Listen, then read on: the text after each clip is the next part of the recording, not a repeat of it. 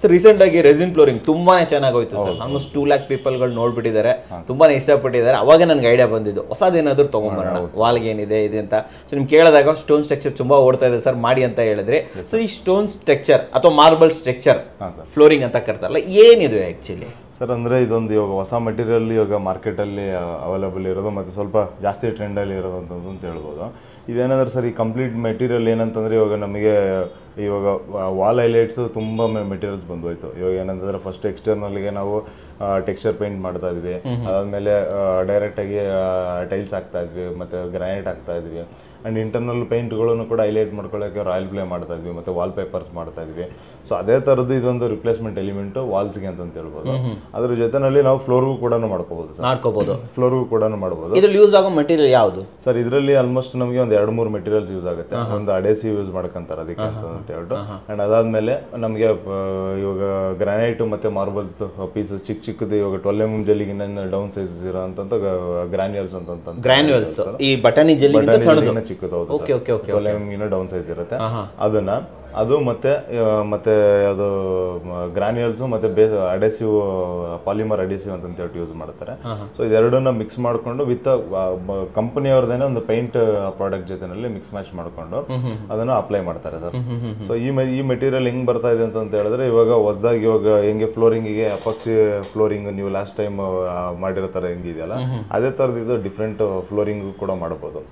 So ಇದು ಇವಾಗ latest trending ಅಂತ ಹೇಳ್ಬೋದು. ಓಕೆ, ನಮ್ಗೊಂದು ಕೆಲಸ ಮಾಡಿ ಸರ್, ಇದನ್ನ ಮಾಡುವ ವಿಧಾನ ಹೇಳ್ತೀವಿ. ನೀವ್ ಹೇಳಿದ್ರೆ ಗ್ರಾನೋಲ್ ಇರುತ್ತೆ, CNC ಪೌಡರ್ ಇರುತ್ತೆ, ಪಾಲಿಮರ್ ಇರುತ್ತೆ, ಇವೆಲ್ಲ ಮಿಕ್ಸ್ ಮಾಡಿ ಬಟಾಣಿ ಜಲ್ಲಿ ತರದ್ ಒಂದು ಫ್ಲೋರಿಂಗ್ ಅಥವಾ ವಾಲ್ಗೆ ಹಾಕ್ಬೋದು.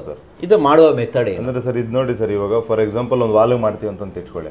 ಇವಾಗ ವಾಲ್ಗೆ ಮಾಡ್ತೀವಿ ಅಂತ ಹೇಳಿದ್ರೆ ನಮಗೆ ಫಸ್ಟ್ ಥಿಂಗ್ ಇಸ್ ಪ್ರಿಪರೇಷನ್ ಅಂತ ಹೇಳಿದ್ರೆ ನಾವು ಪ್ಲಾಸ್ಟಿಂಗ್ ಆಗಿದ ತಕ್ಷಣ ನಾವು ಡೈರೆಕ್ಟ್ ಆಗಿ ಪಟ್ಟಿ ಗಿಟ್ಟಿ ಎಲ್ಲ ಏನು ಬೇಕಾಗಿಲ್ಲ, ಡೈರೆಕ್ಟ್ ಆಗಿ ಮಾಡಬಹುದು. ಬಟ್ ಏನಂದ್ರೆ ಅದಕ್ಕೆ ಮುಂಚಿತವಾಗಿ ನಮ್ಗೆ ಇವಾಗ ಯಾವ ಕಲರ್ ಬೇಕಾಗಿರುತ್ತೆ, ಒಳಗಡೆಯಿಂದ ನಮ್ಗೆ ಇವಾಗ ಬ್ಲೂ ಕಲರ್ ರಿಫ್ಲೆಕ್ಷನ್ಸ್ ಬೇಕಾಗಿಲ್ಲ, ಗ್ರೀನ್ ಬೇಕಾಗಿಲ್ಲ ಅಂತಂದ್ರೆ ಯಾವ್ದನ್ನ ಹೈಲೈಟ್ ಕಲರ್ ವೈಟ್ ಬೇಕಂತ ಹೇಳ್ಬಿಟ್ಟು ರಿಫ್ಲೆಕ್ಷನ್ ಕಲರ್ ನ ಬೇಸ್ ಕೋಟ್ ಆಗಿ ಕಲರಿಂಗ್ ಮಾಡ್ಕೋಬಹುದು ಸರ್. ಅಂದ್ರೆ ನಾವು ಮಾಡ್ಕೋಬೇಕಾ ಅವ್ರ ಕಂಪ್ನಿಯವರನ್ನೇ ಮಾಡ್ಕೊಡ್ತಾರೆ. ಸೊ ಅಂದ್ರೆ ಯಾರು ಕಂಪ್ಲೀಟ್ ವಾಲ್ ಡಿಸೈನ್ ಮಾಡ್ತಾರಲ್ಲ ಅವರನ್ನೇ ಮಾಡ್ಕೊಟ್ಬಿಡ್ತಾರೆ. ಸೊ ಅದರಲ್ಲಿ ಅದಾದ್ಮೇಲೆ ನಮ್ಗೆ ಏನಂತ ಹೇಳಿದ್ರೆ, ನಮಗೆ CNC ಪೌಡರು ಮತ್ತೆ ಗ್ರಾನ್ಯೂಲ್ಸ್ ಅಂತ ಹೇಳ್ಬಿಟ್ಟು ಅದ್ರ ಜೊತೆನಲ್ಲಿ ಪಾಲಿಮರ್ ಅಡೆಸಿವ್ ಅಂತ ಹೇಳ್ಬಿಟ್ಟು ಇವು ಮೂರನ್ನು ಮಿಕ್ಸ್ ಮಾಡ್ಕೊಂಡು ಒಂದು ತಿಕ್ಕ ಪೇಂಟ್ ತರ ಕಲ್ಸ್ಕೊಂತಾರೆ ಸರ್. ಕ್ಲೀನ್ ಆಗಿ ಅದನ್ನ ಅಪ್ಲೈ ಮಾಡ್ಕೊಂಡು ಅದಕ್ಕೆ ಈಗ ಅದು ಗಮ್ ತರ ಸೆಟ್ ಹಾಕಂತ ಹೇಳ್ಬಿಟ್ಟು ಎಲ್ಲ ರೆಡಿ ಮಾಡ್ಕೊಂತಾರೆ. ಕ್ಲೀನ್ ಆಗಿ ರೆಡಿ ಮಾಡ್ಕೊಂಡಿದ್ದಾದ್ಮೇಲೆ, ಬಟ್ ಇದು ಅಪ್ಲೈ ಮಾಡೋದಕ್ಕೆ ಮತ್ತೆ ಇದನ್ನೆಲ್ಲ ಪ್ರೋಸೆಸ್ ಮಾಡೋದಕ್ಕೆಲ್ಲ ಕಂಪ್ಲೀಟ್ಲಿ ಎಕ್ಸ್ಪೀರಿಯನ್ಸ್ ಪರ್ಸನ್ಸ್ ಬೇಕು ಸರ್. ನಾವು ಮಾಡ್ಕೊಳಕ್ಕಾಗಲ್ಲ. ಆಮೇಲೆ ನಾರ್ಮಲ್ ಮೇಸ್ತ್ರಿನೂ ಮಾಡ್ಬೋದು, ಅದು ತುಂಬಾ 4-5 ಸತಿ ಮಾಡಿ ಎಕ್ಸ್ಪೀರಿಯನ್ಸ್ ಇರ್ಬೇಕು, ಇಲ್ಲಾಂದ್ರೆ ತುಂಬಾ ಎಕ್ಸ್ಪೀರಿಯನ್ಸ್ಡ್ ಮೇಸ್ತ್ರಿ ಗೊತ್ತಿರಬೇಕು. ಆಮೇಲೆ ಇವಾಗ ಪೇಂಟರ್ ಅಲ್ಲೂ ಅಷ್ಟೇ, ಇವಾಗ ಸ್ವಲ್ಪ ಡಿಸೈನರ್ ಪೇಂಟ್ ಮಾಡ್ತಾರೆ ನೋಡಿ, ಅಂದ್ರೆ ಸ್ವಲ್ಪ ಈ ಪಾಲಿಶ್ ಮಾಡೋಂಥವ್ರು, ಇಲ್ಲಾಂತಂದ್ರೆ ಟೆಕ್ಸ್ಚರ್ ಪೇಂಟ್ ಮಾಡೋಂಥವ್ರು, ಅಂಥವ್ರಿಗೆ ಅಂದ್ರೆ ಸ್ವಲ್ಪ ಇದು ಮಾಡ್ಬೋದು ಅವರೇನೆ. ಬಟ್ ಏನು ಮಿಕ್ಸಿಂಗ್ ಒಂದು ಪ್ರಾಪರ್ ಆಗಿ ನೋಡ್ಕೋಬೇಕು. ಇಲ್ಲ ಅಂತಂದ್ರೆ ಕಂಪ್ನಿಗೆ ಕೊಟ್ವಿ ಅಂತಂದ್ರೆ ಕಂಪ್ನಿಯವರೇ ಬಂದು ಅವರೇ ಎಕ್ಸ್ಪೀರಿಯನ್ಸ್ ಪರ್ಸನ್ ಕಳಿಸಿರ್ತಾರೆ, ಅದನ್ನ ಕ್ಲೀನ್ ಆಗಿ ಅಪ್ಲೈ ಮಾಡ್ಬಿಟ್ಟು ರೆಡಿ ಮಾಡ್ತಾರೆ. ಫಸ್ಟ್ ಬೇಸ್ ಕೋಟ್ ಆಗಿದ ತಕ್ಷಣ ಏನ್ ಮಾಡ್ತಾರೆ ಅಂದ್ರೆ ಸರ್, ಇದನ್ನ ಕಂಪ್ಲೀಟ್ ಆಗಿ ಹಾರ್ಡ್ ಆಗಿ ಏನು ಮಿಕ್ಸ್ ಮಾಡ್ಕೊಂಡು ತಿಕ್ಕ ಪೇಂಟ್ ತರ ಮಾಡ್ಕೊಂಡು ಇದನ್ನು ಕೂಡ ಅಪ್ಲೈ ಮಾಡ್ಬೋದು. ಪ್ಲಾಸ್ಟಿಂಗ್ ತರ ಆಫ್ಟರ್ ಪ್ಲಾಸ್ಟಿಂಗ್ ಇದು ಕೂಡ ಹೋಗೋದು. ಹಚ್ಚಿದಾದ್ಮೇಲೆ ಏನಂತಂದ್ರೆ ಇದಕ್ಕೆ ಮತ್ತೆ ಅಗೇನ್ ಇವಾಗ ನಾವು ಟೈಲ್ಸ್ ಹಾಕಿದಾಗ ಹೆಂಗೆ ಕ್ಯೂರಿಂಗ್ ಎಲ್ಲ ಬರುತ್ತಲ್ಲ, ಆ ತರದ ಕ್ಯೂರಿಂಗ್ ಮಾಡ್ಕೋಬೇಕಾಗುತ್ತೆ. ಕ್ಯೂರಿಂಗ್ ಮಾಡಿದ್ವಿ ಅಂತಂದ್ರೆ ಒಂದು ಇವತ್ತು ಅಪ್ಲೈ ಮಾಡಿದ್ವಿ ಅಂದ್ರೆ ಅದು ಇಮಿಡಿಯೇಟ್ ಒಂದು ಡ್ರೈ ಆಗಕ್ಕೆ ಒಂದು ಆಲ್ಮೋಸ್ಟ್ ಒಂದು 6-8 hours ತಗೊಳತ್ತೆ ಅಂತ ತಿಳ್ಕೊಳ್ಳೋಣ. ಆ ಡ್ರೈ ಆಗ್ತಾ ಏನಾಗುತ್ತೆ ಅಂತಂದ್ರೆ ಅದು ಒಳಗಡೆ ಪೇಂಟ್ ಇರುತ್ತೆ, ಇದು ಮಿಕ್ಸ್ ಆಗಿರುತ್ತಲ್ಲ, ಅದೆಲ್ಲ ಏನಾಗುತ್ತೆ, ಅದು ಏನೋ ಎನ್ಹಾನ್ಸ್ ಆಗ್ತಾ ಬರುತ್ತೆ. ಒಂದು ಆಲ್ಮೋಸ್ಟ್ ಒಂದು 2 days ಅಂದರೆ ಒಂದು 48 hours ಆದಮೇಲೆ ಏನಾಗುತ್ತೆ ಅಂತ ಹೇಳಿದ್ರೆ ಅದು ಸ್ವಲ್ಪ ಬ್ರೈಟ್ ಆಗಿ, ಆಮೇಲೆ ಅದು ನೀಟಾಗಿ ಕಲರ್ ಗ್ರೇಡಿಂಗ್ ಎಲ್ಲ ಸೆಟ್ ಆಗಿ ಒಳಗಡೆ ಬೇಸ್ ಕಲರು ಮತ್ತು ಇದು ಮೇಲ್ಗಡೆ ಕಲ್ಸಿರೋ ಕಲರ್ ಎರಡು ಸೆಟ್ಬಿಟ್ಟು ಒಂದು ನೀಟಾಗಿ ಅಪ್ರೋಚ್ ಕಾಣಕ್ಕೆ ಸ್ಟಾರ್ಟ್. ಎಂಡ್ ಪ್ರಾಡಕ್ಟ್ ನಮಗೆ 2 ದಿನ ಬೇಕು, 2 days ಬೇಕು, 2 ದಿನ ಬಿಡಬೇಕು ನಾವು. ಹೌದು ಸರ್, ಕ್ಯೂರಿಂಗ್ ಮಾಡ್ತಾ ಇರಬೇಕು. ಸೊ ಇದಿಷ್ಟು ಪ್ರೊಸೀಜರ್ ಸರ್. ಅದೇ ನಾವು ಏನಾರ ಫ್ಲೋರ್ಗೆ ಹಾಕಿದ್ವಿ ಅಂತ ಹೇಳಿದ್ರೆ, ಫ್ಲೋರ್ಗೂ ನಾವು ಏನು ಟೈಲ್ಸ್ ಹೆಂಗೆ ಹಾಕ್ತೀವಿ ಅದೇ ಥರನೇ ಹಾಕ್ಬೋದು. ಬಟ್ ಏನಂದ್ರೆ ಫ್ಲೋರ್ಗೆ ಹಾಕ್ಬೇಕಾದ್ರೆ ನಾವು ಸ್ವಲ್ಪ ಗ್ರಾನ್ಯೂಲ್ಸ್ ಎಲ್ಲನೂ ಸ್ವಲ್ಪ ಶಾರ್ಪ್ ಎಡ್ಜಸ್ ಏನು ಇರದೇ ಇರೋ ಥರದ್ದೆಲ್ಲ ನೋಡಿಕೊಂಡು ಅದನ್ನೆಲ್ಲ ಪ್ರೋಸೆಸ್ ಅದೇ ಥರ ಸೇಮ್ ಪ್ರೋಸೆಸ್ಸೇ ಮಾಡ್ಕೊತಾರೆ. ಫ್ಲೋರಿಂಗಲ್ಲೂ ಕೂಡ ನಮಗೆ ಅಪ್ಲಿಕೇಶನ್ಸ್ ಮಾಡಿಕೊಂಡು ಅದ್ರ ಮೇಲ್ಗಡೆ ಏನು CNC ಪೌಡರ್ ಫಿಲ್ಲಿಂಗ್ ಹೊಡೆದ್ಬಿಟ್ಟು ಮತ್ತೆ ಸ್ವಲ್ಪ ಬಫಿಂಗ್ ತರ ಹೊಡೆದ್ಬಿಟ್ಟು ರೆಡಿ ಮಾಡ್ಕೊಂಬೋದು. ಓಕೆ, ಅಂದ್ರೆ ಬಫಿಂಗ್ ಅಂದ್ರೆ ನೀವು ನೈಸ್ ಹೌದು ಸರ್, ಫಿನಿಶಿಂಗ್ ಕೊಡಬಹುದು. ಅಂದ್ರೆ ಇದು ಫ್ಲೋರಿಂಗ್ ಅಲ್ಲಿ ನನ್ನ ಪ್ರಕಾರ ಅಂದ್ರೆ ಸರ್ ಇನ್ನೂ ನಾವೆಲ್ಲೂ ಮಾಡ್ಸಿಲ್ಲ, ಜಸ್ಟ್ ತಿಳ್ಕೊಂಡಿದ್ದೀರಾ ನೀವು? Okay okay okay. ಅಂದ್ರೆ ಫ್ಲೋರಿಂಗ್ ಅಲ್ಲೂ ಇವಾಗ ನೋಡಿ ಸರ್, ಅವಾಗ ಮಜಾಕ್ ಟೈಲ್ಸ್ ಬರೋದು, ಆಮೇಲೆ ಪಾರ್ಕಿಂಗ್ ಅಲ್ಲೆಲ್ಲ ಚಿಕ್ಕ ಚಿಕ್ಕ ಟೈಲ್ಸ್ ಪೀಸ್ಗಳು, ಗ್ರಾನೈಟ್ ಪೀಸ್ಗಳು ಉಳಿದಿರೋನೆಲ್ಲ ಹಾಕ್ಬಿಟ್ಟು ಒಂದು ಮಾರ್ಬಲ್ ಸ್ಕ್ರಬ್ ಮಾಡೋ ಮಷಿನ್ ತರದ್ ಒಂದು ಇರೋದು, ಅದನ್ನ ಹಾಕ್ಬಿಟ್ಟು ಎಲ್ಲ ನೈಸ್ ಹೊಡೆದ್ಬಿಟ್ಟು ವಿದೌಟ್ ಜಾಯಿಂಟ್ಸ್ ಇಲ್ದಿರಂಗೆ ಕಂಪ್ಲೀಟ್ ಒಂದು ಫ್ಲೋರ್ ನ ರೆಡಿ ಮಾಡಿ ಸಿಂಗಲ್ ಫ್ಲೋರ್ ಮಾಡ್ತಾ ಇದ್ರು. ಸೊ ಇವಾಗ ಅದೇ ವಾಪಸ್ ಟ್ರೆಂಡ್ ಬಂದೈತೆ ಸರ್. ಇದನ್ನು ಕೂಡ ಅಂದ್ರೆ ಫಸ್ಟ್ ಏನಂದ್ರೆ ಉಳಿದಿರೋದ್ರಲ್ಲಿ ಮಾಡ್ತಾ ಇದ್ರು, ಇವಾಗ ಇದಕ್ಕಂತಾನೆ ಡಿಸೈನ್ ಮಾಡ್ಕೊಂಡು ಚಿಕ್ಕ ಪ್ರಾಡಕ್ಟ್ ನ ರೆಡಿ ಮಾಡ್ಕೊಂಡು ಕಲರ್ ಗ್ರೇಡಿಂಗ್ ಮಾಡ್ಕೊಂಡು ಡಿಫ್ರೆಂಟ್ ಲುಕ್ ಬರ್ಲಿ ಅಂತ ಹೇಳ್ಬಿಟ್ಟು ಮಾಡ್ತಾ ಇದ್ದಾರೆ. ನನ್ನ ಪ್ರಕಾರ ನಾವು ಇಲ್ಲಿ ಆಲ್ಮೋಸ್ಟ್ ರೌಂಡ್ ಎಡ್ಜಸ್ ಇರುತ್ತಲ್ಲ, ಪೆಬಲ್ ಟೈಪ್, ಅದು ಯೂಸ್ ಮಾಡೋದು ಚೆನ್ನಾಗಿರುತ್ತೆ. ಅದೇ ಸರ್, ಫ್ಲೋರ್ಗೆಲ್ಲ ಅದು ತುಂಬಾ ಚೆನ್ನಾಗಿ ಬರುತ್ತೆ. ಆಮೇಲೆ ಬಟ್ ಏನಂದ್ರೆ ಅದೇನೋ ಹೋಲ್ಸ್ ಒಳಗಡೆ ಹೋಗಿ ಸೆಟ್ ಆಗದಿರಂಗೆ ಸ್ವಲ್ಪ ಎಲ್ಲ CNC ಪೌಡರ್ ಅದೆಲ್ಲ ಫಿಲ್ಲಿಂಗ್ ಇರುತ್ತಲ್ಲ, ಅಡೆಸಿವ್ನೆಲ್ಲ ಹಾಕೊಂಡು ಫಿಲ್ಲಿಂಗ್ ಮಾಡ್ಕೊಂತಾರೆ. ಈ ವಾಲ್ಗಾದ್ರೆ ನಾವು ನ್ಯಾಚುರಲ್ ಹಂಗೆ ಎಕ್ಸ್ಪೋಸ್ ಇಟ್ಕೋಬಹುದು, ಅಂದ್ರೆ ಮುಟ್ಟಿದ್ರೆ ಟೆಕ್ಸ್ಚರ್ ತರ ಕಾಣೋ ತರ, ಆಮೇಲೆ ನ್ಯಾಚುರಲ್ ಸ್ಟೋನ್ ತರ ಫೀಲ್ ಆಗುತ್ತೆ ಅಲ್ವಾ, ಚೆನ್ನಾಗಿರುತ್ತೆ ಸರ್ ಅದು ಆಕ್ಚುಲಿ. ಆಮೇಲೆ ಈ ಸರ್ವಿಸ್ ಅನ್ನ ಪ್ರೊವೈಡ್ ಮಾಡುವಂತ ಕಂಪನಿಗಳು ಯಾವ್ದಾದ್ರು ಇದೆ ಸರ್? ಇದ್ರದಲ್ಲಿ ಮೈನ್ ಒಂದು ಕಂಪ್ನಿ ಅಂತಂದ್ರೆ ಡ್ಯೂರೋಟೆಕ್ಸ್ ಅಂತ ಹೇಳ್ಬೋದು ಸರ್. ಇವಾಗ ಅದೇ ಸ್ವಲ್ಪ ಜಾಸ್ತಿ ಇವಾಗ ನಮ್ಗೆ ಸಿಕ್ಕಿರೋ ಇನ್ಫಾರ್ಮೇಶನ್, ಡ್ಯೂರೋಟೆಕ್ಸ್ ಅಂತ ಇಂಡಿಯಾ ಮಾಡ್ಕೊಡ್ತಾರೆ, ಆಲ್ ಓವರ್ ಇಂಡಿಯಾ ಮಾಡ್ಕೊಡ್ತಾ ಇದಾರೆ ಸರ್, ಮಾಡ್ಕೊಡ್ತಾ ಇದಾರೆ. ಆಮೇಲೆ ಇದಕ್ಕೆ ಇವಾಗ ಮೇಜರ್ ಆಗಿ ಬಂದು ಪ್ರೈಸಿಂಗ್ ಅಂತ ಕೇಳ್ಬೋದು ಸರ್. ಅಂದ್ರೆ ಇವಾಗ ಇದು ಯಾಕೆ ಮಾಡಬೇಕು, ಯಾಕಂದ್ರೆ ಎಷ್ಟು ಖರ್ಚಾಗುತ್ತೆ ಅನ್ನೋದು ಇವಾಗ ತುಂಬಾ ಹೈಲೈಟ್ ವಿಷಯ ಆಗುತ್ತೆ. ಸೊ ಪ್ರೈಸಿಂಗ್ ಅಂತ ಹೋದಾಗ ಸರ್, ನಮಗೆ ಒಂದು ಪರ್ ಸ್ಕ್ವೇರ್ ಫೀಟ್ಗೆ ಒಂದು 75 ರೂಪೀಸಿಂದ 95 ರೂಪೀಸ್ ಗಂಟ ಬೀಳ್ತಾ ಇದೆ ಸರ್. 75 to 95 ರೂಪೀಸ್ ಗಂಟ ಬೀಳ್ತಾ ಇದೆ. ಓಕೆ. ಸೊ ಆವರೇಜ್ ಅಂತಂದ್ರೆ ಅದು ಡಿಪೆಂಡ್ ಅಪಾನ್ ಏರಿಯಾ ಸರ್, ಅವ್ರ ರಿಸೋರ್ಟ್ ಹೆಂಗಿರುತ್ತೆ ಏನಂತ ನೋಡ್ಕೊಂಡು ಅದು ಡಿಸೈಡ್ ಆಗ್ಬೋದು.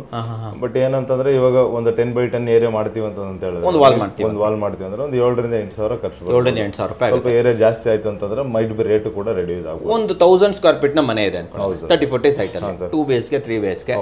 ಇಡೀ ಮನೆಗೆ ಮಾಡೋದಕ್ಕೆ ಎಷ್ಟು ಖರ್ಚಾಗ್ಬೋದು ನಿಮ್ಗೆ? ಅಂದ್ರೆ ಸರ್ ಇಡೀ ಮನೆಗೆ ನೋಡಿ ಸರ್, 1000 ಸ್ಕ್ವೇರ್ ಫೀಟ್ ಮನೆ ಅನ್ನೋದಕ್ಕೆ 1000 ಸ್ಕ್ವೇರ್ ಫೀಟ್ ವಾಲ್ ಅಂತ ಕನ್ಸಿಡರ್ ಮಾಡಿದೆ ಅಂತ ಇಟ್ಕೊಳ್ಳಿ. ರನ್ನಿಂಗ್ ಫೀಟ್ ಒಂದು 10 ಅಡಿ ವಾಲ್ ಕಟ್ಟಿರ್ತೀವಿ, ಒಂದು ಸುತ್ತಲೂ ಒಂದು ಇದೆಲ್ಲ ಕಟ್ಟಿರ್ತೀವಿ ಅಂತಂದ್ರೆ ಒಂದು 1000 ಸ್ಕ್ವೇರ್ ಫೀಟ್ ವಾಲ್ ಅಂತ ತಗೊಂಡ್ವಿ ಅಂತಂದ್ರೆ ಅದು ನೋಡಿ ಇಂಟರ್ನಲ್ ಎಕ್ಸ್ಟರ್ನಲ್ ಮತ್ತೆ ಎಲ್ಲ ಎಂಟೈರ್ ಮನೆಗೇನೆ ನಾವು ಇದೇ ತರನೇ ಸ್ಟೋನ್ ಫಿನಿಶ್ ಮಾಡ್ಕೊಂಡು ಹೋಗ್ತೀವಿ ಅಂತ ಹೇಳಿದ್ರೆ ನಮ್ಗೆ ಆಲ್ಮೋಸ್ಟ್ ಒಂದು 1000 into 2.5 ಅಂತ ತಗೊಂಡ್ರೆ 2500 ಸ್ಕ್ವೇರ್ ಫೀಟ್ ಆಗುತ್ತೆ. 2500 ಸ್ಕ್ವೇರ್ ಫೀಟ್ ಅಂದ್ರೆ ನಿಮ್ಗೆ ಹತ್ತಿರ ಒಂದು 2 ಲಕ್ಷದ ಒಳಗಡೆ ಬರುತ್ತೆ ಸರ್. 2 lakh rupees ಒಳಗಡೆ ಎಲ್ಲ ಕಂಪ್ಲೀಟ್ ಪ್ರೊಸೆಸ್ ಮುಗಿದೋಗುತ್ತೆ. ಒಂದು ಕ್ವಶನ್ ಕೇಳ್ತೀನಿ ಸರ್, ನೀವು ಆಲ್ರೆಡಿ ಏನೋ ಕನ್ಸ್ಟ್ರಕ್ಷನ್ ಫೀಲ್ಡ್ ಅಲ್ಲಿ ಇದ್ದೀರಾ ಸರ್, ಪೇಂಟ್ ಬಗ್ಗೆನೂ ಗೊತ್ತು, ಹೌದು ಸರ್, ಟೈಲ್ಸ್ ಕ್ಲಾಡಿಂಗು ಗೊತ್ತು, ಇಂಟೀರಿಯರ್ ಕ್ಲಾಡಿಂಗ್ ಮಾಡಿದ್ರು ಗೊತ್ತು. ಸೊ ನನ್ನ ಕ್ವಶನ್ ಏನಂತಂದ್ರೆ, ಇಸ್ ಇಟ್ ವರ್ತ್ ಸರ್? ಕೊಡ್ಬೋದು 2 ಲಕ್ಷ ಇಡೀ ಮನೆಗೆ ಮಾಡೋದು ಅಂದ್ರೆ ಸರ್? ಕೊಡ್ಬೋದು ಸರ್, ಯಾಕಂದ್ರೆ ಇದು ಹೊಸ ಟ್ರೆಂಡ್ ಇರುತ್ತೆ. ಇವಾಗ ಎಲ್ಲಾ ಮನೆಗಳಲ್ಲೂ ಸ್ಟೋನ್, ಇವಾಗ ಟೈಲ್ಸ್ ಹಾಕಿರೋದು ಮತ್ತೆ ಸ್ಟೋನ್, ನ್ಯಾಚುರಲ್ ಸ್ಟೋನ್ ಅದೆಲ್ಲಾನು ಕೂಡ ಎಲ್ಲ ಮನೆಗಳಲ್ಲೂ ಬಂದ್ಬಿಟ್ಟಿದೆ. ಆಮೇಲೆ ಇದಕ್ಕೆ ರೇಟ್ ಇಷ್ಟೇ ಆಗುತ್ತೆ ಅಂತ ಯಾರಿಗೂ ಗೊತ್ತಿಲ್ಲ. ಆಮೇಲೆ ಇದೊಂಥರ ಡಿಫ್ರೆಂಟ್ ಲುಕ್ ಕೂಡ ಬರುತ್ತೆ, ಡಿಫ್ರೆಂಟ್ ಆಗಿ ಮಾಡ್ಕೊಂಡಾಗ ಯೂನಿಕ್ ಮನೆ ಕಾಣುತ್ತೆ ಸರ್. ಅದ ನಮ್ ಫುಲ್ ಮನೆ ಮಾಡಕ್ ಇಷ್ಟ ಇಲ್ಲ ಅಂತಂದ್ರು ಇವಾಗ ನೋಡಿ ಡಬಲ್ ಸೀಲಿಂಗ್ ಐಟ್ ಎಲ್ಲ ಮಾಡಿರ್ತೀವಿ, ಆ ವಾಲ್ ಸ್ವಲ್ಪ ಪ್ಲಾಸ್ಟಿಂಗ್ ಅಲ್ಲಿ ಹೆಂಗ್ ಮಾಡಿದ್ರು ಸಣ್ಣ ಪುಟ್ಟದ ಅಂಡುಲೇಷನ್ ಬಂದೇ ಬರುತ್ತೆ. ಇವಾಗ ಏನೇ ಮಾಡಿದ್ರು ನಮಗೆ ವಿತೌಟ್ ಅಂಡುಲೇಷನ್, 0 ಅಂಡುಲೇಷನ್ ತರ್ತೀವಿ ಅಂತಂದ್ರೆ ಅದೆಲ್ಲ ಸುಳ್ಳು. ಯಾಕಂತಂದ್ರೆ ಇವಾಗ ಇರೋ ವರ್ಕರ್ಸ್ ಕ್ವಾಲಿಟಿ ಅಷ್ಟೇನೇ ಇರೋದು. ನಾವೆಲ್ಲ ಎಂತ ಇಂಜಿನಿಯರ್ಸ್ ಇಟ್ಕೊಂಡು ಮಾಡ್ತೀವಿ, ಹೆಂಗ್ ಮಾಡ್ತೀವಿ ಅಂದ್ರೂ ಒಂದು ಮಿನಿಮಮ್ ಒಂಚೂರಾದ್ರೂ ಅಂಡುಲೇಷನ್ ಬಂದೇ ಬರುತ್ತೆ. ಸೊ ಅದನ್ನ ನಾವೇನ್ ಮಾಡ್ತೀವಿ, ಪಟ್ಟಿನಲ್ಲಿ 2 ಕೋಟು 3 ಕೋಟು ಅದೆಲ್ಲ ಸ್ವಲ್ಪ ಸರ್ಕಸ್ ಮಾಡ್ತಾರೆ. ಆಮೇಲೆ ಅದನ್ನು ಆಗ್ಲಿಲ್ಲ ಅಂದ್ರೆ ಇವಾಗ ಲಾಸ್ಟ್ ಅಲ್ಲಿ ಏನ್ ಮಾಡ್ತೀವಿ, ಫೈನಲ್ ಆಪ್ಷನ್ ಅಂತ ಹೇಳ್ಬಿಟ್ಟು ಅದಕ್ಕೆ ಸ್ವಲ್ಪ ಟೆಕ್ಸ್ಚರ್ ವಾಲ್ ಅಂತ ಮಾಡ್ಬಿಡ್ತೀವಿ. ನಮ್ದು ಅಮೌಂಟ್ ಖರ್ಚಾದ್ರೂ ಪರವಾಗಿಲ್ಲ ಅಂತ ಹೇಳಿ, ಯಾಕಂದ್ರೆ ಅಂಡುಲೇಷನ್ ಬಂದು ಯಾರು ಬಯಸ್ಕೊಂತ ಅದನ್ನ ಮಾಡ್ಬಿಡ್ತೀವಿ. ಅಂತ ಏರಿಯಾಗಳೆಲ್ಲ ಸೂಟಬಲ್ ಅಂತ ಹೇಳ್ಬೋದು ಸರ್. ಆಮೇಲೆ ಇದು ವಾಷಬಲ್, ಡ್ಯೂರಬಲ್, ಆಲ್ಮೋಸ್ಟ್ ಏನು 30 ವರ್ಷದ ಗಂಟ ಲೈಫ್ ಸ್ಪ್ಯಾನ್ ಅಂತ 30 ವರ್ಷ ಲೈಫ್ ಸ್ಪ್ಯಾನ್ ಇದೆ, ಡಿಕ್ಲೇರ್ ಆಗಿದೆ, ಏನು ತೊಂದರೆ ಆಗಲ್ಲ. ಇನ್ನೊಂದು ಕ್ವಶನ್ ಇದೆ ಸರ್ ನಂದು, ಲೈಕ್ ಇದನ್ನ ಇಂಟೀರಿಯರ್ ಮಾತ್ರನಾ ಎಕ್ಸ್ಟೀರಿಯರ್ ಮಾಡ್ಬೋದು ಸರ್? ಎಕ್ಸ್ಟೀರಿಯರ್ ಸ್ವಲ್ಪ ಪ್ರೊಸೀಜರ್ ಅಡಿಷನ್ ಆಗುತ್ತೆ. ಏನಾಗುತ್ತೆ ಅಂದ್ರೆ ಸರ್ ಇವಾಗ ನೋಡಿ ಇಂಟರ್ನಲ್ ಆದ್ರೆ ಅದಕ್ಕೆ ಏನು ಜಾಸ್ತಿ ಇವಾಗ ಡೈರೆಕ್ಟ್ ಆಗಿ ಏನು ಎಫೆಕ್ಟ್ ಹೊಡಿಯಂತಂತದ್ದು ಹಾರ್ಶ್ ಬಿಸಿಲಾಗ್ಬೋದು, ಮತ್ತೆ ಮಳೆ ಏನು ಬರಲ್ಲ. ಕರೆಕ್ಟ್. ಒಳಗಡೆ ಇಂಟರ್ನಲ್ ಡೋರ್ಸ್ ತರ ಜಸ್ಟ್ ಅದೊಂದು ಸೇಫ್ಟಿ ಇರುತ್ತೆ ಅದಕ್ಕೆ. ಬಟ್ ಎಕ್ಸ್ಟರ್ನಲ್ ಹೋದ್ವಿ ಅಂತಂದ್ರೆ ಅದಕ್ಕೆ ಸ್ವಲ್ಪ ವೆದರ್ ಪ್ರೊಟೆಕ್ಷನ್ ಅಂತ ಹೇಳ್ಬಿಟ್ಟು ಒಂದು ಅಡಿಷನಲ್ ಕೋಟ್ ಬೇಕಾಗುತ್ತೆ ಸರ್. ಕೋಟ್ ಮಾಡಬೇಕು, ಒಂದು ಅಡಿಷನಲ್ ಕೋಟ್ ಬೇಕು. ಅದನ್ನು ಕಂಪ್ನಿಯವರೇನೆ ಮಾಡ್ತಾರೆ. ಎಕ್ಸ್ಟರ್ನಲ್ ಸರ್ಫೇಸ್ ಮಾಡ್ತಾ ಇದಾರೆ ಅಂತ ಹೇಳಿದ್ರೆ ಅದಕ್ಕೊಂಚೂರು ಪ್ರೋಸೆಸ್ ಎಲ್ಲ ಡಿಫ್ರೆಂಟ್ ಡಿಫರೆನ್ಸ್ ಮಾಡ್ಕೊಂಡು ಅದಕ್ಕೆ ಅಡಿಷನಲ್ ಆಗಿ ವೆದರ್ ಪ್ರೊಟೆಕ್ಷನ್ ಕೋಟ್ ಅಂತ ಅದಕ್ಕೆ ಎಷ್ಟು ಖರ್ಚಾಗುತ್ತೆ ಸರ್? ಅದಕ್ಕೆ ಅಗೇನ್ ಇವಾಗ ಇದಕ್ಕೆ ಒಂದು ಇದಕ್ಕೂ ಅದಕ್ಕೂ ಒಂದು 15 ರೂಪಾಯಿ ಡಿಫರೆನ್ಸ್ ಇರುತ್ತೆ ಸರ್, ಅಡಿಷನಲ್ ಅಮೌಂಟ್ ಅಂತ. ಅದಕ್ಕೆ ನೀವು 75 to 90 ಅಂತ ಹೇಳಿದ್ರು. Okay okay okay. 75 ಇಂಟರ್ನಲ್ ಆಯ್ತು ಅಂದ್ರೆ 95 ಎಕ್ಸ್ಟರ್ನಲ್ ಬರುತ್ತೆ ಸರ್. ಟೋಟಲ್ ಆಗಿ 95. ಟೋಟಲ್ 95 ಅಂತ ಹೇಳ್ಬೋದು. ಆಮೇಲೆ ಸಣ್ಣ ಸ್ವಲ್ಪ ಆ ಕಡೆ ಈ ಕಡೆ ವೇರಿಯೇಷನ್ ಇರ್ಬೋದು ಸರ್, ಯಾಕಂದ್ರೆ ಅವ್ರದ್ದು ಬರೀ ಒಂದು ವಾಲ್ಗೆ ಬಂದ್ ಮಾಡ್ರಿ ಅಂತ ಹೇಳಿದ್ರೆ ಮೋಸ್ಟ್ಲಿ ಸ್ವಲ್ಪ ಟ್ರಾನ್ಸ್ಪೋರ್ಟು ಅದು ಇದೆಲ್ಲನೂ ಸಣ್ಣ ಪುಟ್ಟದ ಅಡಿಷನ್ಸ್ ಬರ್ಬೋದು. ಬಟ್ ಆಚೆಗಡೆ ಮಾಡೋದಕ್ಕೂ ಕೂಡ ನಮಗೆ ವೆದರ್ ಪ್ರೊಟೆಕ್ಷನ್ ಆಗೋದ್ರಿಂದ ಅಲ್ಲೂ ಕೂಡ ನಮ್ಗೇನು ಡಲ್ ಆಗೋದು ಮತ್ತೆ ಚೆನ್ನಾಗಿ ಕಾಣಲ್ಲ ಅಂತ ಅನ್ನೋದು ಅದೆಲ್ಲ ಏನಿರಲ್ಲ. ಬಟ್ ಒಂದ್ಸತಿ ಬೇಕಾದ್ರೆ ಕರ್ಸಿ ಸ್ಯಾಂಪಲ್ ಮಾಡಿಸ್ಕೋಬಹುದು ಸರ್, ಜಾಸ್ತಿ ಏರಿಯಾ ಇದೆ ಒಂದ್ಸತಿ ಸ್ಯಾಂಪಲ್ ಮಾಡಿಸ್ಕೊಂಡು ಹಿಂಗ್ ಬರುತ್ತೆ ಏನಂತ ನೋಡಿದ್ರೆ ಡೆಫಿನೆಟ್ಲಿ ಅದು ಡಿಫ್ರೆಂಟ್ ಔಟ್ಲುಕ್ ಚೆನ್ನಾಗಿರುತ್ತೆ ಅಂತ ಹೇಳ್ತೀರಾ ಸರ್. ಇವಾಗ ನೀವು ಹೇಳಿದ್ರಲ್ಲ, ಸೊ ಇದು ಎಕ್ಸ್ಟೀರಿಯರು ಇಂಟೀರಿಯರು ಎಲ್ಲ ಕಡೆ ಮಾಡಿಸ್ಬೋದು ಅಂತ ಹೇಳ್ಬಿಟ್ಟು. ಸೊ ಲೈಕ್ ಇವಾಗ ನಾಳೆ ದಿನ ನಮ್ಗೆ ಇದಕ್ಕೇನಾದ್ರು ಡ್ರಿಲ್ ಮಾಡಬೇಕು, ಈಗ ಮಾಮೂಲಿ ವಾಲ್ಗೆ ಡ್ರಿಲ್ ಮಾಡ್ಬೋದು, ಇದಕ್ಕೆ ಡ್ರಿಲ್ ಮಾಡ್ಬೋದು ಅಂದ್ರೆ ಸರ್ ಇದಕ್ಕೂ ಏನಂದ್ರೆ ಪೆಬಲ್ಸ್ ನ ಫುಲ್ ಅಂಟಾಕ್ ಹಾಕಿರಲ್ಲ, ಒಂದ್ ಪೆಬಲ್ ಟು ಒಂದ್ ಪೆಬಲ್ ಸ್ವಲ್ಪ ಗ್ಯಾಪ್ ಇದೆ, ಅದೇ ಪುಡಿ ಹಾಕಿರ್ತೀರ, ಹೌದು ಸಿಎನ್ಸಿ ಪುಡಿ ಅದ್ ಹಾಕಿದಾಗ ಗ್ಯಾಪ್ ಅಲ್ಲಿ ಡ್ರಿಲ್ ಮಾಡಬಹುದು. ಯಾಕಂದ್ರೆ ವಾಲ್ಗೆ ಇವಾಗ ನಾವು ವೈಲೆಟ್ರಿ ಒಂದೇ ಒಂದು ಮಳೆ ಹೊಡೆಯೋದು ಬರುತ್ತೆ, ಇಲ್ಲಾಂದ್ರೆ ಎಲೆಕ್ಟ್ರಿಕಲ್ ಪಾಯಿಂಟ್ ಬಂದಿರುತ್ತೆ, ಏನೋ ಒಂದು ಬಂದಿರುತ್ತೆ. ಸೊ ಅದಕ್ಕೆಲ್ಲ ಸೊಲ್ಯೂಷನ್ಸ್ ಇದೆ, ಅದನ್ನೆಲ್ಲ ಮಾಡ್ಕೋಬಹುದು. ಆಮೇಲೆ ಅದ್ರ ಜೊತೆನಲ್ಲಿ ಎಲ್ಲಾದ್ರೂ ಒಂದ್ ಕಡೆ ಸ್ವಲ್ಪ ಡ್ರಿಲ್ ಮಾಡ್ಬೇಕಾದ್ರೆ ಜಾಸ್ತಿ ಚಿಪೋಟ್ ಆಗೋಯ್ತು, ಈಗ ಎಲ್ಲ ಒಂದ್ ಕಡೆ ಜಾಸ್ತಿ ಏರಿಯಾ ಬೇಕಾಯ್ತು, ಏನಾಯ್ತು ಅಂದ್ರೆ ಮತ್ತೆ ರೆಡಿ ಮಾಡ್ಕೋಬಹುದು, ರಿಪೇರ್ ಮಾಡ್ಕೋಬಹುದು.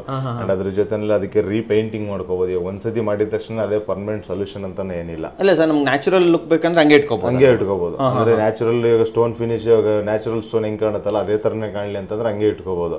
ಬಟ್ ಅದೇನಾದ್ರೆ ನ್ಯಾಚುರಲ್ ಸ್ಟೋನ್ ಸ್ವಲ್ಪ ತುಂಬಾ ಹೈಲೈಟ್ ಆಗಿರಲ್ಲ, ಒಂದಷ್ಟು ಜನಕ್ಕೆ ಇಷ್ಟ ಆಗುತ್ತೆ, ಜೆಲ್ಲಿ ತರ ಇರುತ್ತೆ, ಒಂದಷ್ಟು ಜನಕ್ಕೆ ಇಷ್ಟ ಆಗಲ್ಲ. ಆಮೇಲೆ ಅದ್ರ ಜೊತೆನಲ್ಲಿ ನಮ್ಗೆ ಗ್ರಾವೆಲ್ಸ್ ಯಾವ ತರದ್ ಸಿಗುತ್ತಲ್ಲ ಅದು ಕೂಡ ಎಲ್ಲ ಸ್ವಲ್ಪ ಡಿಸೈನರ್ ಗ್ರಾವೆಲ್ ಸಿಕ್ಕಿದ್ರೆ ಹಂಗೆ ಹೈಲೈಟ್ ಇಟ್ಕೋಬಹುದು. ಸೂಪರ್. ಇಲ್ಲ ಅಂತಂದ್ರೆ ಏನು ಸ್ವಲ್ಪ ಎಲ್ಲ ಒಂದೇ ಕಲರ್ ಇದೆ, ಅದನ್ನ ನೋಡಕ್ ಅಷ್ಟು ನೀಟಾಗಿ ಕಾಣಿಸ್ತಾ ಇಲ್ಲ ಅಂತಂದ್ರೆ ಅದ್ಮೇಲೆ ಪೇಂಟ್ ಮಾಡಬಹುದು. ಸರಿ, ನೀವು ಹೇಳಿದ್ರಲ್ಲ ಚೆನ್ನಾಗಿರೋ ನ್ಯಾಚುರಲ್ ಗ್ರೇಸ್ ಸಿಕ್ಬಿಡ್ತದೆ, ನಾವು ಪಾಲಿಶ್ ಮಾಡ್ಕೋಬಹುದಲ್ಲ? ಪಾಲಿಶ್ ಮಾಡಬಹುದು ಸರ್, ಪಾಲಿಶ್ ಮಾಡಬಹುದು. ಇವಾಗ ನಾರ್ಮಲ್ ಎಕ್ಸ್ಟರ್ನಲ್ ಟೈಲ್ಸ್ಗೆಲ್ಲ ಹೆಂಗ್ ಮಾಡ್ತೀವಲ್ಲ, ಅದೊಂದು ಒಂದು ಸ್ಪ್ರೇ ಹೆಂಗ್ ಹೊಡಿತೀವಲ್ಲ ಆಚೆ ಕಡೆ, ಅದೇ ತರ ಹೊಡೆದ್ಬಿಟ್ಟು ಅದು ನ್ಯಾಚುರಲ್ ಎನ್ಹಾನ್ಸ್ ಮಾಡಬಹುದು ಸರ್. ಕರೆಕ್ಟ್. ಹಂಗೆ ಬೆಟ್ ತರನೇ ಇರೋ ತರ ಈ ಲ್ಯಾಟರೈಟ್ ಸ್ಟೋನ್ ಎಲ್ಲ ಬರುತ್ತೆ ನೋಡಿ, ಒಳಗಡೆ ಹಾಕ್ಸ್ಬಿಟ್ಟು ಅದಕ್ಕೆ ಪಾಲಿಶ್ ಮಾಡ್ತಾರೆ, ಸೂಪರ್ ಲುಕ್ ತುಂಬಾ ಚೆನ್ನಾಗಿ ಬರುತ್ತೆ ಸರ್. ಸೊ ಇದು ಅದೇ ರೀತಿ ಬರುತ್ತೆ, ಆ ತರ ಮಾಡ್ಕೋಬಹುದು. ಅಂದ್ರೆ ಸರ್ ಇದು ಎಕ್ಸಾಕ್ಟ್ಲಿ ಇದೇನಂದ್ರೆ ಸ್ಟೋನ್ ತರನೇ ಕಾಣುತ್ತೆ ಸರ್, ಎಕ್ಸಾಕ್ಟ್ಲಿ ಸ್ಟೋನ್ ಅಲ್ಲೇನೆ ಕಟ್ಟಿದೀವೇನೋ ಅನ್ನಂಗೆ ಒಂದು ಫೀಲ್ ಬರ್ತಾ ಇರುತ್ತೆ ಸರ್. ನನ್ನ ಕ್ವಶನ್ ಏನಂತಂದ್ರೆ, ಇದನ್ನ ನಾವು ಎಲ್ಲೆಲ್ಲಿ ಮಾಡ್ಬೋದು, ಎಲ್ಲೆಲ್ಲಿ ಮಾಡಬಾರ್ದು ಅಂದ್ರೆ ಸರ್ ಇದನ್ನ ನಮ್ಗೆ ನೋಡಿ ಸರ್, ವಾಲ್ಗೆ ಮತ್ತೆ ಫ್ಲೋರ್ಗೆ ಸೂಟಬಲ್. ಓಕೆ. ಆಮೇಲೆ ಎಕ್ಸ್ಟರ್ನಲ್ ವಾಲ್ಸ್ಗೂ ಕೂಡ ಸೂಟಬಲ್. ನಮ್ಗೆ ಏನಂದ್ರೆ ಸೀಲಿಂಗ್ ಮಾಡಕ್ಕಾಗಲ್ಲ. ಸೀಲಿಂಗ್ ಯಾಕಂತಂದ್ರೆ ಆಮೇಲೆ ಸೀಲಿಂಗ್ ಮಾಡಿದ್ರು ವೇಸ್ಟ್, ಅದು ತುಂಬಾ ಹೈಲೈಟ್ ಏನಾಗಲ್ಲ. ಆಮೇಲೆ ವಾಪಸ್ ಅಂಟ್ಕೊಂಡಿರೋದ್ರಿಂದ ಬೀಳೋ ತರ ಚಾನ್ಸಸ್ ಡಿಫಿಕಲ್ಟ್ ಆಗುತ್ತೆ. ಆಮೇಲೆ ಇನ್ನೊಂದ್ ಏನಂದ್ರೆ ಟೆರೇಸ್ಗೂ ನಾನ್ ಸೂಟಬಲ್ ಅಂತ ಹೇಳ್ಬೋದು, ಟೆರೇಸ್ಗೆ. ಯಾಕಂದ್ರೆ ಸರ್ ಇವಾಗ ಇಲ್ಲಿ ಕೆಳಗಡೆ ಅಂದ್ರೆ ನಮ್ಗೇನು ನೀರು ಬರಲ್ಲ, ಏನು ಬರಲ್ಲ. ಇಲ್ಲಿ ಎಂಟೈರ್ ಫ್ಲೋರ್ ನಮ್ಗೆ ಹೆಂಗಿರುತ್ತೆ ಅಂತ ಹೇಳಿದ್ರೆ ನಾವು ವಾಶ್ ಮಾಡ್ತಾ ಇರ್ತೀವಿ, ಕ್ಲೀನ್ ಮಾಡ್ತಾ ಇರ್ತೀವಿ ಅನ್ನಂಗೆ ಇರುತ್ತೆ 90%. ಇವು ಟೆರೇಸ್ಗೆ ಹಾಕಿದ್ವಿ ಅಂತ ಹೇಳಿದ್ರೆ ಅದ್ರೊಳಗಡೆ ಏನನ್ನ ಪಾಲಿಮರ್ ಅದಿದೆ, ನಾವು ಅಡೆಸಿವ್ ಏನು ಹಾಕಿರ್ತೀವಲ್ಲ ಅದೇನು ಸ್ವಲ್ಪ ಕಿತ್ಕೊಂತ ಏನೋ ಆಯ್ತು ಅಂತ ಹೇಳಿದ್ರೆ ಅದ್ರ ಒಳಗಡೆ ವಾಟರ್ ಸೀಪೇಜ್ ಆಗೋ ಚಾನ್ಸಸ್ ಬಂದ್ಬಿಡುತ್ತೆ. ಆ ಸೀಪೇಜ್ ಆಯ್ತು ಅಂತ ಹೇಳಿದ್ರೆ ಲೀಕೇಜಸ್ ಅದೆಲ್ಲ ಸ್ಟಾರ್ಟ್ ಆಗುತ್ತೆ ಅಂತ ಹೇಳಿ ಟೆರೇಸ್ಗೂ ಇದು ಸೂಟಬಲ್ ಅಲ್ಲ ಅಂತ ಹೇಳ್ಬೋದು ಸರ್. ಯಾಕಂದ್ರೆ ಟೆರೇಸ್ ಅಲ್ಲಿ ಯಾವಾಗಲೂ ಕೂಡ ನಮಗೆ ಸೀಮ್ಲೆಸ್ ಕ್ಲೀನಾಗು ಕಂಪ್ಲೀಟ್ ಸ್ಲೋಪ್ ಇರೋ ಫ್ಲೋರ್ ಇದ್ರೇನೆ ಬೆಸ್ಟ್. ಅಲ್ಲಿ ನಮ್ಗೆ ಈಗ ಡಿಫ್ರೆಂಟ್ ಜಾಯಿಂಟ್ಸ್ ತರ ಇರೋದೆಲ್ಲ ಇತ್ತು ಅಂತಂದ್ರೆ ಅಲ್ಲಿ ನಮ್ಗೆ ಸೀಪೇಜ್ ಸ್ಟಾರ್ಟ್ ಆಗೋ ಚಾನ್ಸ್ ಇರುತ್ತೆ ಅಂತ ನಿಮ್ಮ ಅನಿಸಿಕೆ. So most of the time ನೀವು ಒಂದು ಟೆರೆಸ್ ಅನ್ನ ಖಾಲಿ ಬಿಟ್ಬಿಟ್ಟು ಒಂದು ವಾಟರ್ ಪ್ರೂಫ್ ಪೇಂಟ್ ಮಾಡ್ಬಿಟ್ರೆ ನೀವು ಯೂಶಲಿ ಬ್ಲೂ ಕಲರ್ ಮಾಡ್ತೀವಿ. ದಟ್ಸ್ ಇನಫ್ ಸರ್, ಅಷ್ಟು ಮಾಡಿದ್ರೆ ಸಾಕು ಸರ್. ಇವಾಗ ಆಮೇಲೆ ಅದ್ರ ಜೊತೆಲಿ ಇವಾಗ ಕೂಲಿಂಗ್ ಪೇಂಟ್ಸ್ ಬಂದಿದೆ ಹೊಸದಾಗಿ. ಈಗ ಮೇಲೆ ಟೆರೆಸ್ ಹೀಟ್ ಜಾಸ್ತಿ ಆಗುತ್ತೆ ಅಂತ ಹೇಳ್ಬಿಟ್ಟು ಆಲ್ಮೋಸ್ಟ್ ಇವಾಗ ಅದು ಕೂಡ ಇದೇ ತರ ತಿಕ್ ಮೆಟೀರಿಯಲ್ ಬರುತ್ತೆ. ಅದರಲ್ಲಿ ವೈಟ್ ಕಲರ್ ಒಂದು ತಿಕ್ ಮೆಟೀರಿಯಲ್ ಬಂದಿದೆ. ಆಮೇಲೆ ಅದು ಕೂಡ ಏನಂತಂದ್ರೆ ಇವಾಗ ಪೇಂಟ್ ನ ಕ್ಲೀನ್ ಆಗಿ ಅಬ್ಸರ್ವ್ ಮಾಡಲ್ಲ, ಅದು ರಿಫ್ಲೆಕ್ಟ್ ಮಾಡುತ್ತೆ. ಇವಾಗ ಆಲ್ಮೋಸ್ಟ್ ರೆಗ್ಯುಲರ್ ಆಗಿ ಮನೇಲಿ ಒಂದು 35-36 ಡಿಗ್ರಿ ಇತ್ತು ಅಂತ ಹೇಳಿದ್ರೆ ಆ ಪೇಂಟ್ ಮಾಡೋದ್ರಿಂದ ನಮ್ಗೆ ಒಂದು 1-2 ಡಿಗ್ರೀಸ್ ಡಿಫ್ರೆನ್ಸ್ ಕಾಣಿಸ್ಬೋದು, ಕಮ್ಮಿ ಮಾಡ್ಕೋಬಹುದು. ಅದ್ರ ಬಗ್ಗೆ ನಾನು ವಿಡಿಯೋ ಮಾಡಿದ್ದೀನಿ ಸರ್, ಯೂಶಲಿ ರೀಸೆಂಟ್ ಆಗಿ ಮಾಡಿದ್ದೀನಿ, ತುಂಬಾನೇ ಇಷ್ಟ ಆಗಿದ್ದು ಜನರಿಗೆ ಕೂಡ. ಸೊ ಫೈನಲ್ ಆಗಿ ನಾನು ಕೇಳುವಂಥದ್ದು, ಇವಾಗ ನಮ್ಮ ಬೆಂಗಳೂರಲ್ಲಿ ಈ ರೀತಿ ಇವೆಲ್ಲ ಅವೈಲೇಬಲ್ ಇದೆಯಾ ಸರ್? ಮಾಡ್ಕೊಡ್ತೀವಿ. ಇವಾಗೆಲ್ಲ ಇದೆ ಸರ್, ಎಲ್ಲ ಸ್ಟಾರ್ಟ್ ಆಗಿದೆ. ಆಮೇಲೆ ಎಲ್ಲ ಇವಾಗ ಏನಂದ್ರೆ ಎಲ್ಲರೂ ಹೊಸದನ್ನ ಕೇಳೋದ್ರಿಂದ ಹೊಸದು ಇನೋವೇಷನ್ಸ್ ಬರ್ತಾನೆ ಇರುತ್ತೆ. ಆಮೇಲೆ ಡಿಪೆಂಡ್ ಅಪಾನ್ ಅದು ಯಾವ ತರ ಕ್ಲಿಕ್ ಆಗುತ್ತೆ ಅನ್ನೋದ್ರ ಮೇಲ್ಗಡೆ ಜನ ಎಷ್ಟು ಅಕ್ಸೆಪ್ಟ್ ಮಾಡ್ತಾರೆ. ಹೌದು ಸರ್. ಸೊ ಬೇಸಿಕಲಿ ಇದರ ಬೆಲೆ ಬಂದ್ಬಿಟ್ಟು ನೀವು ಹೇಳ್ತಾ ಇರೋದು 75 ರೂಪಾಯಿಂದ 90 ರೂಪಾಯಿ per square feet square feet worth ಅಂತ ಹೇಳ್ತೀರಾ, ಮಾಡ್ಬೋದು. ಲೈಫ್ ಅಂತೂ 30 ವರ್ಷ ಬರುತ್ತೆ. ಹೌದು ಸರ್, ಹೊಸ ಟ್ರೆಂಡಿಂಗ್. ನೀವ್ ಯಾವಾಗ ಅಡಾಪ್ಟ್ ಮಾಡ್ತಿದ್ರಿ ಸರ್? ನಾವು ಇಮಿಡಿಯೇಟ್ ನಮ್ದು ಇವಾಗ ನಮ್ಮ ಕಸ್ಟಮರ್ಗೆ ಎಲ್ಲರಿಗೂ ಕಳಿಸ್ತೀವಿ ಇದನ್ನ, ಈ ವಿಡಿಯೋನ. ಈ ವಿಡಿಯೋ ನೋಡಿದ್ರೆ ಬರ್ತಾರೆ ಬಿಡಿ ಸರ್, ಕಳಿಸ್ತೀವಿ. ನಮ್ಮ ರನ್ನಿಂಗ್ ಪ್ರಾಜೆಕ್ಟ್ಸ್ ಅವ್ರಿಗೆ ಕಳಿಸ್ತೀವಿ. ಯಾರು ಲೈಕ್ ಮಾಡ್ತಾರೋ ಅವ್ರಿಗೆ ಇಮಿಡಿಯೇಟ್ ಆಗಿ ಇಂಪ್ಲಿಮೆಂಟ್ ಮಾಡ್ಕೊಟ್ಬಿಡ್ತೀರಾ. ಸೂಪರ್ ಆಗಿ ಹೇಳಿದ್ರೆ. ಇದೇ ರೀತಿ ಹೊಸ ಹೊಸ ಟ್ರೆಂಡಿಂಗ್ ಐಟಮ್ಸ್ಗಳು ಬೇಕು, ನಿಮ್ದು ಕನ್ಸ್ಟ್ರಕ್ಷನ್ ಹೈಲೈಟೆಡ್ ಆಗಿರ್ಬೇಕು, ಮನೆಗೆ ಬಂದಾರಲ್ಲ ಏನ್ ಗುರು ಇದು ಅಂತ ಕೇಳಬೇಕು ಅಂದ್ರೆ RCCಗೆ ಬರ್ಬೋದು, ಹೆಚ್ಚಿನ ಮಾಹಿತಿಯನ್ನ ತಿಳ್ಕೊಬಹುದು. ಸರ್, ನಮ್ಮ ವೀಕ್ಷಕರಿಗೆ ಒಂದು ಕ್ವಾಲಿಟಿ ಟ್ರೆಂಡಿಂಗ್ ಇನ್ಫಾರ್ಮೇಶನ್ ಅನ್ನ ತಗೊಂಡ್ಬಂದಿರೋದಕ್ಕೆ ಧನ್ಯವಾದಗಳು ಸರ್. ಧನ್ಯವಾದಗಳು ವೀಕ್ಷಕರೇ.